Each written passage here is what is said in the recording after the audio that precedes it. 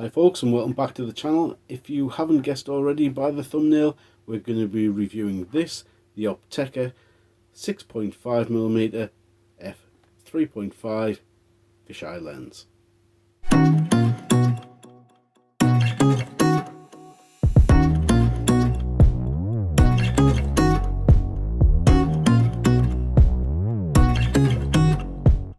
By now you'll be familiar with this channel and know that both my photography and the channel operate on a very tight budget, and here is a lens that I think can offer a new dimension to your photography without breaking the bank.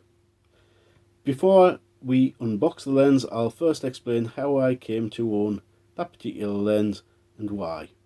Shortly after I got my Nikon D3300, I was shooting quite a bit of automotive photography at local car shows.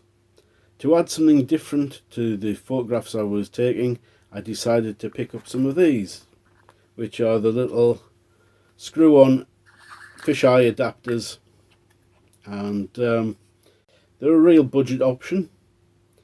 Good value, to be honest, at about £15, but I got tired of the image quality I was getting with them. You get quite a lot of vignetting around the edges of your images, and also chromatic aberrations were quite apparent in things like trees and things like that.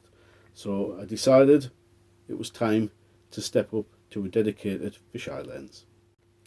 I'll move on to my thoughts about the lens and show you some of the images I've taken with it shortly, but first let's get the lens out of the box.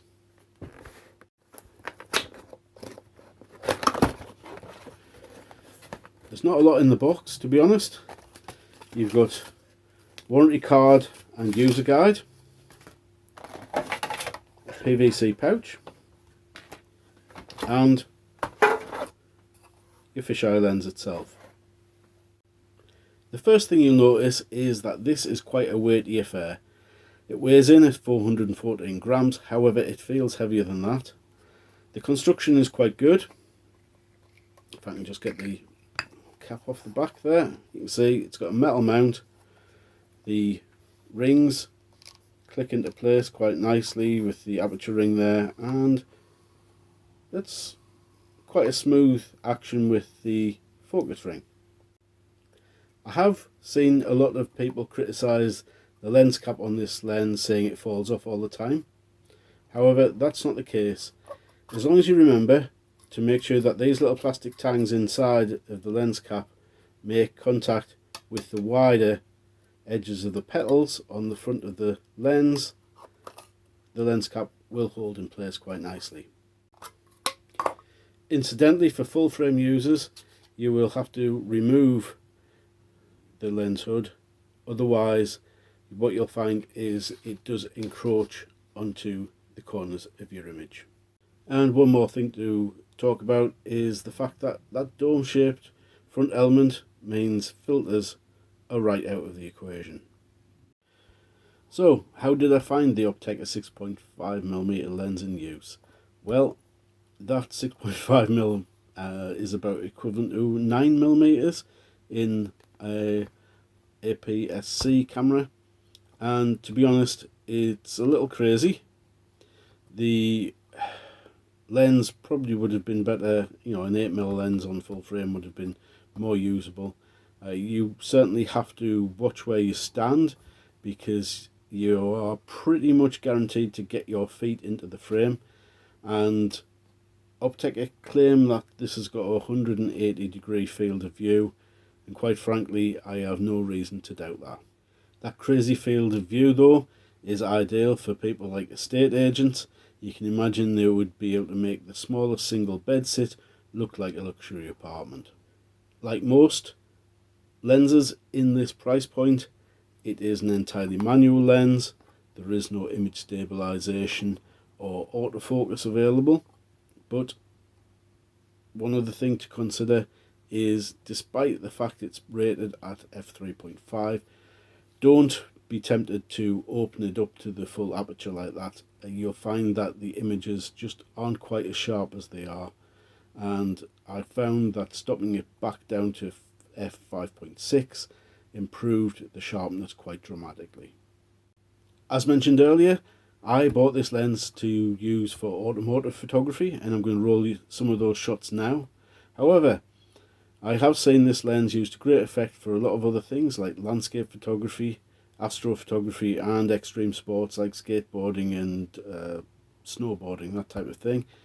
Basically anywhere where an exaggerated perspective is required to make an interesting image.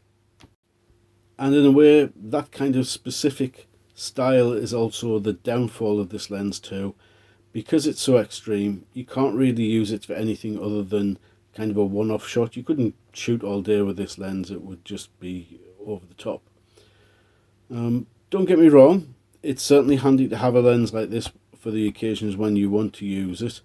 You need that kind of level of crazy. Certainly this is a great lens to have available.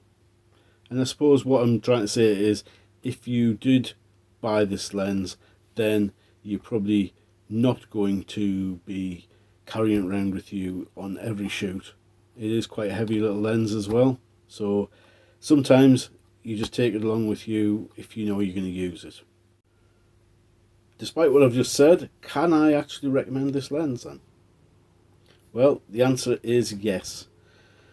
I think it's sold regularly around the $170, £120 price bracket, although Opteka's RRP on this lens is something crazy like $299.95. Now, it is good value at the £120 mark, certainly when you compare the fact that a Nikon DX fisheye lens comes in at an eye-watering £729. Considering this kind of lens is an occasional usage lens, then you'd have to really be obsessed with getting the best image possible to spend all that extra money on the Nikon.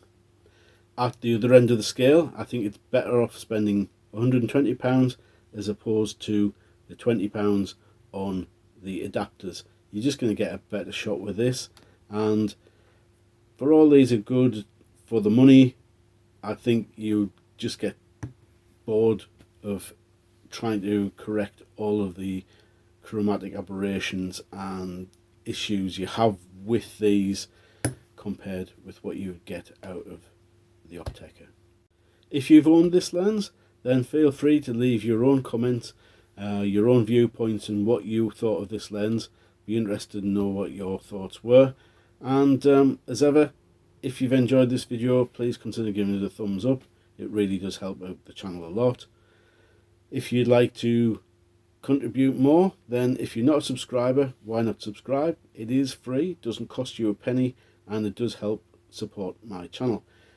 If you'd like to help out financially, I will be putting a buy me a coffee link in the description below. So that just leaves me to say thank you very much for watching, and I'll see you again in the next video. Bye for now.